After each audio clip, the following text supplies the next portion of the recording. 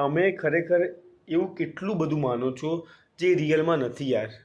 અને મને બીજું કંઈ નહીં, તમને જોઈને દયા આવે છે. કારણ કે યાર તમે છે ને અબોધ છો. અબોધ એટલા માટે કે તમે વાંચન કરતાં કોઈ બોલાવે, કોઈ કહી દે અને તમે એ વસ્તુને તરત માની લો છો. અને તમે એ ચક્રવ્યૂહમાં ભરાઈ જાઓ છો, જેમાં તમારે ભરાવું નહોતું જોઈતું. અને ચક્રવ્યૂહમાં ભરાયા પછી તમે તમારો સમય બરબાદ કરો છો. અને સમય બરબાદ કર્યા પછી ખબર પડે છે કે તમે એમાંથી કશું જ નથી મેળવી રહ્યા.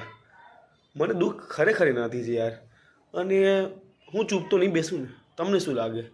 કદાચ આ બધી વસ્તુ, આ બધા ઢોંગ જે બહાર ફેલાઈ રહ્યા છે, જે લોકો નાટક કરી રહ્યા છે, જે આ બધું જ કાળા કામ હું જોઈ રહ્યો છું, અને બધું જોઈને હું ચૂપ જ રહી ગયો, તો આઈ થિંક મારો જન્મ, મને એવું લાગે કે વ્યર્થ જતો રહેશે.